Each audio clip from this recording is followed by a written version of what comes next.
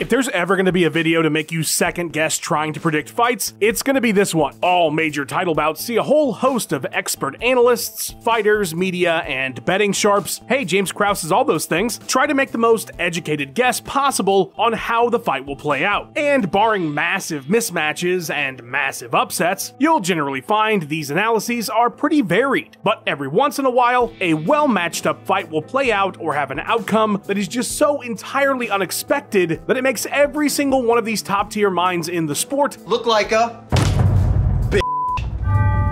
I'm Tommy from MMA On Point. A massive thanks to our channel Hall of Famers for supporting videos like this one, and these are 10 times the experts were just dead wrong about title fights. Alright, now, before we get started, a quick disclaimer. These were all close fights on paper, not major upsets that everybody was going to get wrong. These were fights where you'd expect a near 50-50 split in terms of picks, but the experts were still entirely one-sided on it. So, no big upsets, and it's all the experts going one way. Got it? Let's roll. Number 10, Alex Pereira versus Jamal Hill. Very few fight weeks have ever made me feel more insecure about my own understanding of the sport than hearing the experts talk about Poatan versus Hill. By 300, Pereira had done some really scary things, like knock out Izzy and Yuri, become a 2-division champ. By that point, it felt like this all-time great kickboxer was getting the hang of the MMA thing pretty damn well. But the analysis that week had me second-guessing everything because all I was hearing was that Jamal Hill was just the worst matchup for Pereira. With these little gloves, I think Jamal's going to surprise him. He's going to fucking sharpshoot him. A lot of people are picking Pereira to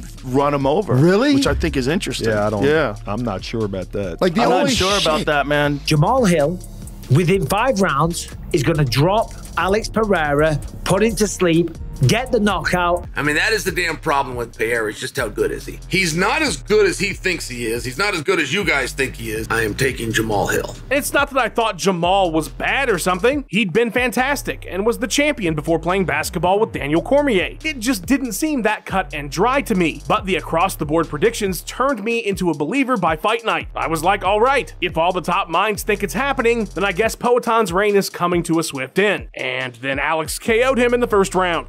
He knocked him out. You can't see, but I'm doing the arm thing that he did after the fight. Look, I totally understand picking Hill. I'm just surprised it was seemingly universal when the other guy can do the dim mock and end a fight in a second. Number 9, Jon Jones versus Shogun Rua. It is hard to predict that someone is going to be so great that nobody is ever going to give them problems, at least for the vast majority of their prime, especially before they've become champion. So, you know, I can forgive people on this one. Jon Jones looked like a champion heading into his title challenge with Shogun, but with all due respect, he didn't have anywhere near Rua's resume. And minus the one fight with Griffin, Shogun was nearly perfect in his career, having secured the title via first-round knockout in his rematch with Machida after being robbed by the judges in their previous bout. Rua looked as strong as ever. A group of 40 fighters and coaches were asked to predict the title bout's outcome, and they were split essentially dead even. But the overall sentiment from those fighters, coaches, and from other outlets' analysts was that either Shogun was going to show this youngster what the best in the world is really like after a few hard-fought rounds, or that Jon is going to win a very competitive fight. So the Rotten Tomatoes critical consensus was that this was going to be an even and close fight either way, and it absolutely was not. Jon Jones MDK'd everybody's favorite Rua, sorry Ninja, with a terrifying efficiency that made the champion seem completely outmatched. Competitive was the last thing you'd call this fight, and it was the moment that really turned Jon Jones into Jon Jones. Number 8, Max Holloway versus Alexander Volkanovski 1. Okay, legitimately, unless you were from Australia or New Zealand, apparently you were not picking Alexander Volkanovski to win. There's a whole video from SureDog that's over 5 minutes of fighters and coaches asked about the matchup, and every single one of them says Max. Literally every one. I'm gonna go with my boy Holloway. I believe he's gonna win. Holloway? I gotta go with my boy Max. Yeah, man, I'm gonna go with Holloway on that one. OG. I found a separate article, and other than Kai Kara France, every fighter they talked to picked Max as well. Analysts, sports betting people, it was Max, Max, Max. Now, most everybody did acknowledge that Volk was going to be a tough test. It was just that Holloway was in God mode, and I mean, that was pretty hard to refute at that time. At 145, he hadn't lost in 5 years, and he'd beaten pretty much everybody who was anybody, and impressively. What he did to Brian Ortega was downright nasty. But I do think this entry, as well as Jones versus Rua, do really demonstrate, though, that even greatness of the caliber of an all-time guaranteed Hall of Famer is not easy to see right away, especially if they're up against an opponent who is on a crazy run themselves. But of course, all the experts were wrong about this one. Volk would easily take the first 3 rounds and arguably the 4th and 5th to upset the champ. An outcome so surprising, they ran it back with Alex winning again, even though there's a lot of people who think Holloway should have been given that one. So 2 years later, they did it a 3rd time just to make sure, and Volk would earn 50s across the board. Number 7, Cain Velasquez versus Junior Dos Santos 2. Not only is it a bit crazy that most nobody was picking Cain Velasquez for his second encounter with Junior Dos Santos, but even if they did, I seriously doubt they'd imagined the carnage that awaited. I do understand why pretty much every single analyst I found giving their take on the bout beforehand had JDS. After all, the guy was just destroying everything in his path. 9 UFC wins in a row, all but 2 finishes, 5 of them in the first round, and of course the cherry on top, beating Cain and taking his title the first time they met in 64 seconds. So I can see why most assumed he would win again, but a single shot in a minute doesn't really seem like it's indicative of future outcomes. And it wasn't like Cain was some scrub. He had 7 straight himself in the UFC before losing to Dos Santos, and finished Nogueira and Lesnar back-to-back in the first round to earn that spot as champion. Maybe it was the single takedown attempt that he failed at the first time that had everyone just assuming there was no chance. But Velasquez would prove everybody wrong and absolutely batter Junior with 210 shots to his 66. He'd land 11 takedowns. He would absolutely and utterly dominate one of the most lopsided fights that's ever happened. As you can imagine, the picks changed for the trilogy fight pretty dramatically. I really believe that Cain's gonna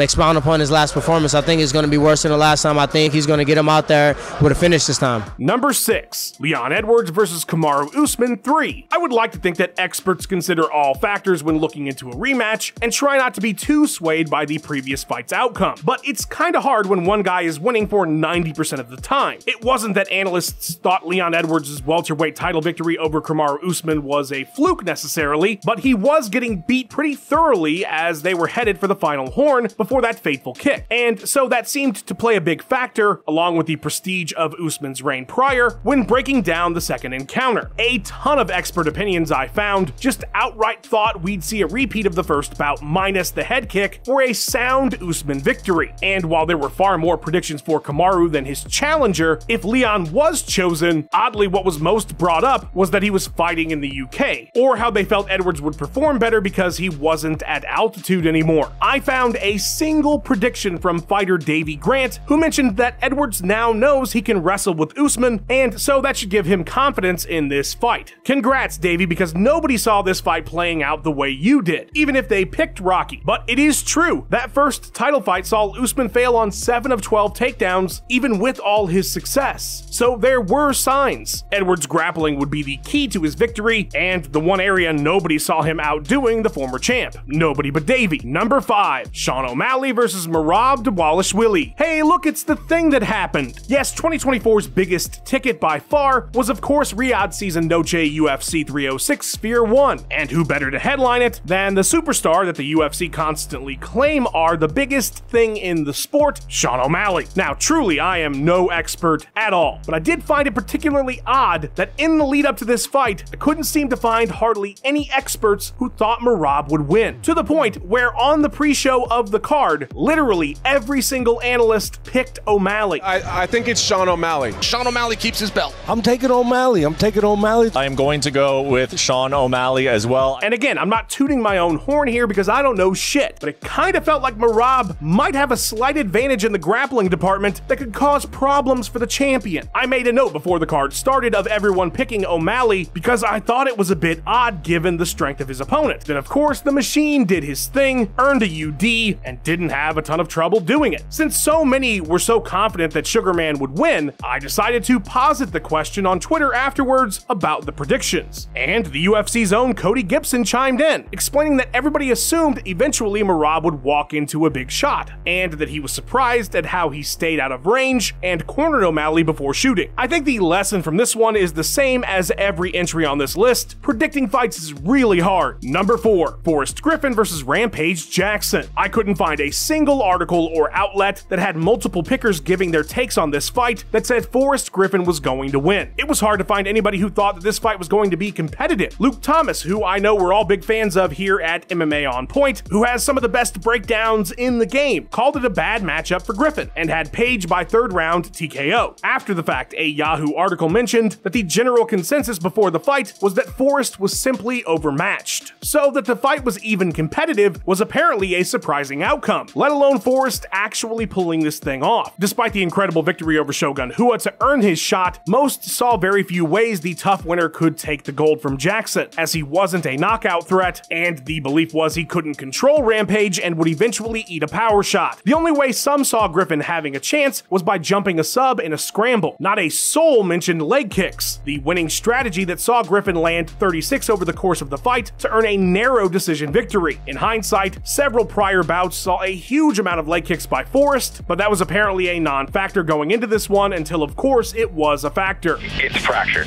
It's fractured. Yeah, it's a hairline.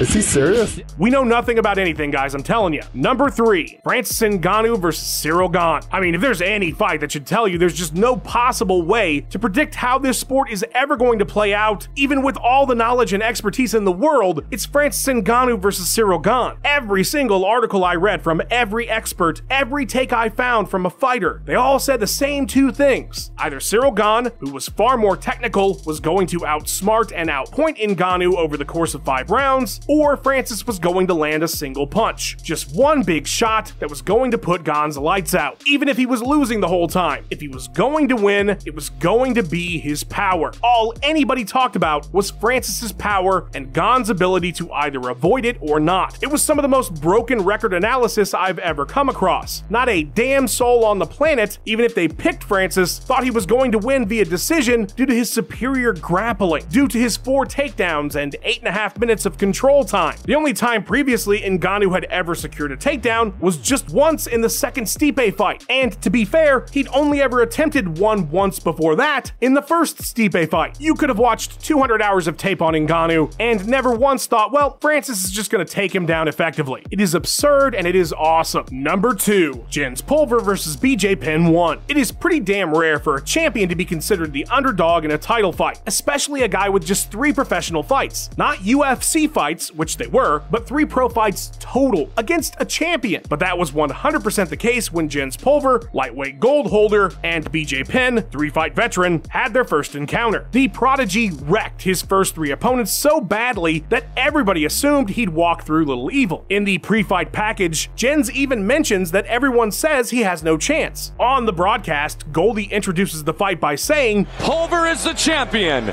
and Penn is the favorite." Before the bout starts, Jeff Osborne points out that Penn has 3-1 odds. Now, there weren't a ton of writers in the sport back then, but Full Contact Fighter did write a piece after the card talking about how unbelievable the outcome of the fight was. I have never seen Kool-Aid so strong in my life. I mean, Penn would go on to be a legend, so it's not like the hype was undeserved, just incredibly early to crown the guy when you've seen him fight for exactly 7 minutes 50 seconds. Pulver would make it an absolute dogfight from horn to horn with a relentless pace and out everythinged Penn over the course of 25 minutes to retain via majority decision in an instant classic. Funny enough, everyone also assumed Penn would easily defeat Frankie Edgar in their rematch 8 years later, and they'd be wrong about that too, but at least by that time BJ had earned the hype. Number 1, Randy Couture versus Chuck Liddell 1. Did you know that Randy Couture was only a slight betting underdog in this now legendary fight? Of course, you wouldn't have known that based on the expert talk at the time.